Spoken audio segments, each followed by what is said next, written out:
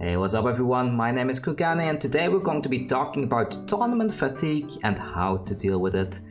For those of you that are not aware, I'm grinding tournaments a lot. I even created an event schedule where I'm listing pretty much every online tournament in the world right now, at least the accessible ones for easy access for people. If you want to get access to that schedule, you can find a link to my Patreon down in the description, and if you're in the €5 higher tier you will get added to the listing for the event schedule. There's also a video on my channel somewhere that you can go check out what the schedule is all about, but that's not the topic of today. The topic of today is tournament fatigue. Right now I am grinding 10 to 20 events a week, and on average an event lasts roughly like 4 hours. The skirmish lasts a bit longer, but let's just say it's 4 hours, which means that on a weekly basis I'm spending 40 to 80 hours playing Flesh and Blood online, which is a ridiculous amount of card shuffling. And I have to admit, like, other than dealing with the tournament fatigue, I'm starting to get some cramps in my hands from all the shuffling I'm doing every single day again and again, but that's a story for a different video. So how do I do it? How can I keep on grinding non-stop for so many months without getting burnout?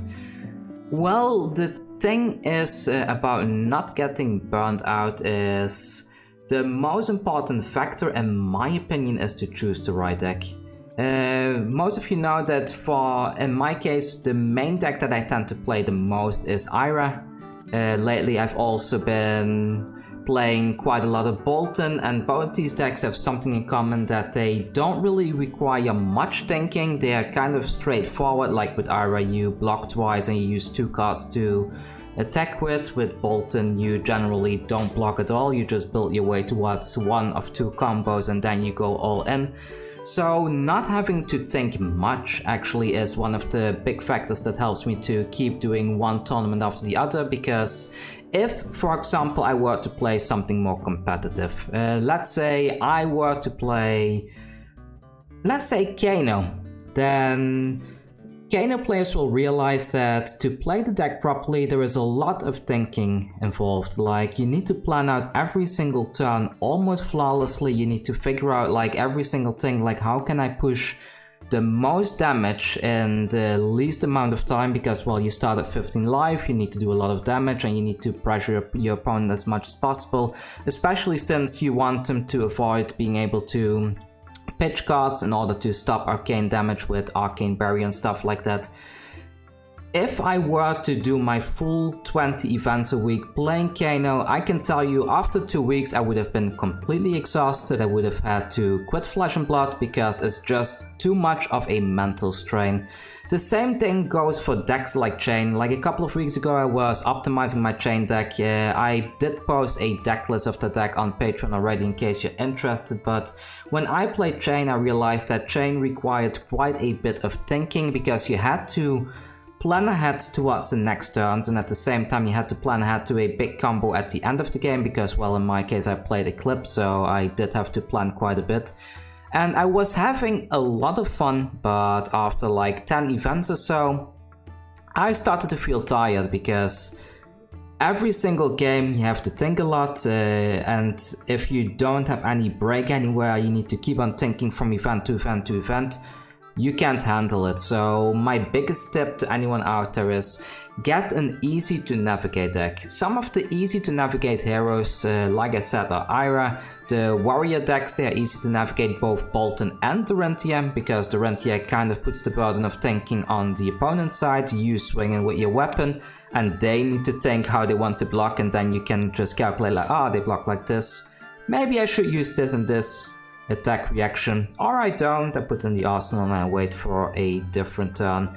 So yeah, like, getting an easy deck is extremely important. The second important thing is to just not sweat things too much, and what I mean by that is, like, don't get stressed. It's very easy to get captured in that competitive mindset that you feel like, oh, I have to win, no matter what, I have to win this game, I have to win this game, but in reality that stress doesn't help you much. Instead, it just makes you feel mentally exhausted. It makes your brain use even more energy than it used to, or than it normally should, and you will end up in a situation where you're constantly stressing, constantly feeling how to say, like you constantly feel the burden of like, I have to win this game because I need to show that I'm good at this game. Being too competitive, it's not good. Try to get rid of that super competitive mindset. Try to really meditate on the fact that you are playing for fun, that you're playing a card game, that you're trying to have fun with your opponent, because if winning is the only thing you care about, you're gonna exhaust yourself. You're really going to exhaust yourself. Most of you that have played against me in events probably know that I tend to have a very casual playstyle. I shuffle a bit, I joke a bit, I make tons of misplays, but that's all because if I'm too hyper focused on making all the correct plays every single turn, I'm gonna get exhausted and then the grind will end. Because for those of you that did get a burnout at some point in your life, you know what it's like. Once you have a burnout, you can't do anything right. So I think consistency is important, not stressing things is important, and just having a good time. One of the things that helps me though in terms of being able to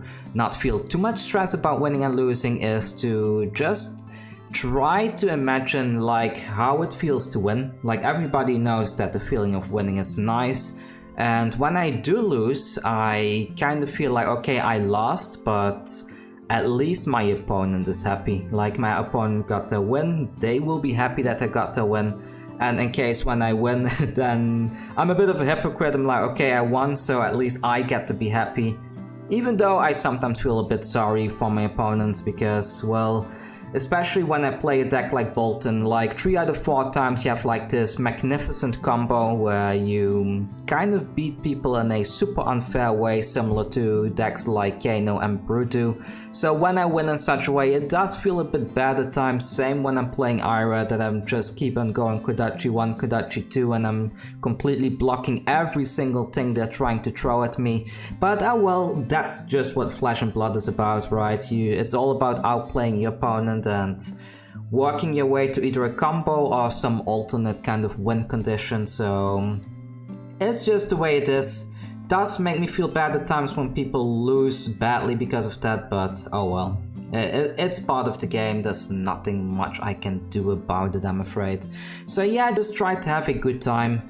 Enjoy your victories, but also learn to celebrate your opponent's victories, especially if you're a high-ranked player. When you know a decent amount about the game, when you are playing at a high level skill and an opponent manages to beat you anyways, that requires skill too, right? And I feel that should be applauded, that should be celebrated, and that should maybe even be complimented.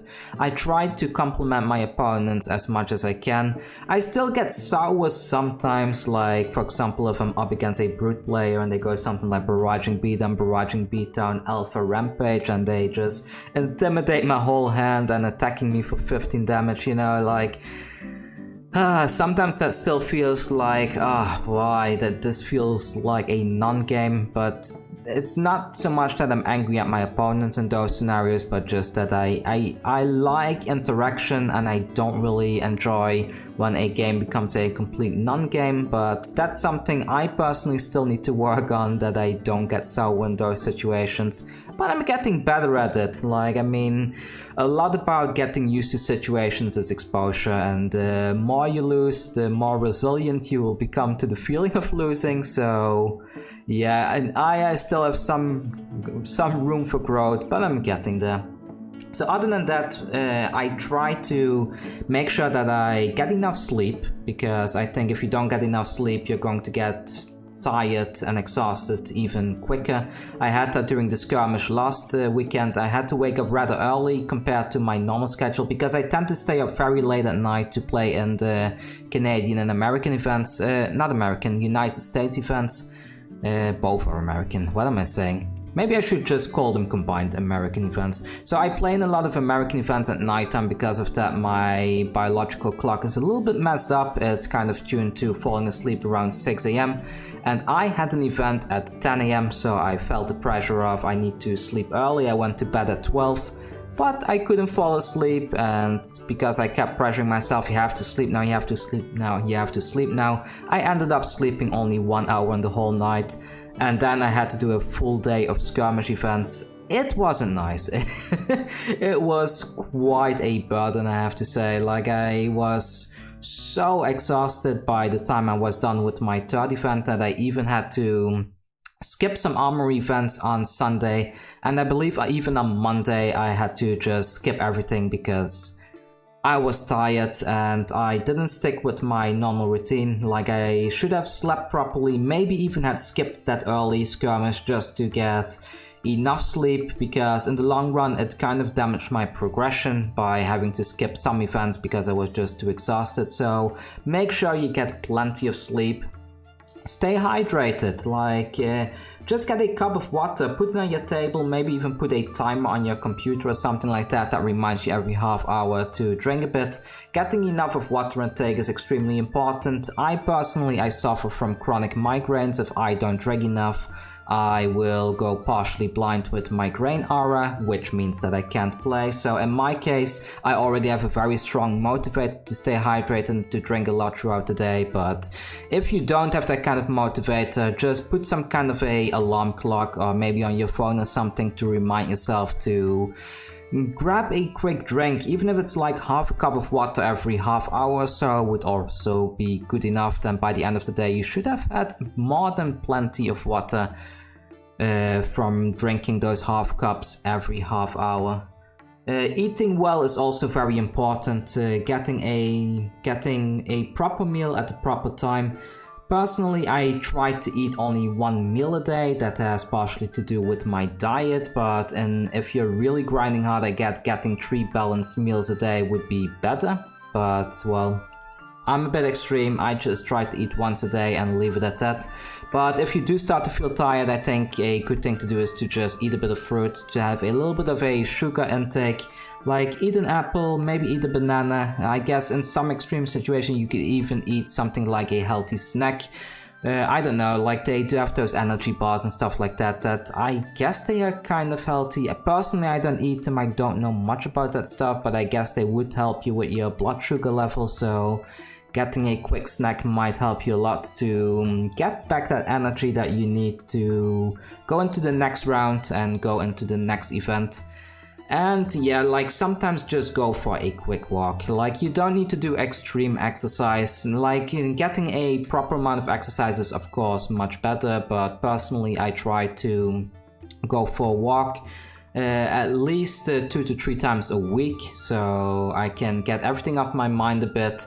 Get my mind off Flesh and Blood, because while outside my tournaments I'm still creating these videos a couple of hours a week and I'm working on articles and stuff like that, so sometimes getting the game out of my head can be quite a bit of a challenge, but it's something that is important for my personal mental health as well. So yeah, I mean, that's probably all tips I can give everyone from a personal experience level. I tried making this video without a script, so I'm sorry if I stumbled on some subjects here and there, but yeah, I hope it was useful to you, and if it was, please thumbs up the video, subscribe to my channel, and I guess I will see you all soon with another Flesh and Blood video. Take care.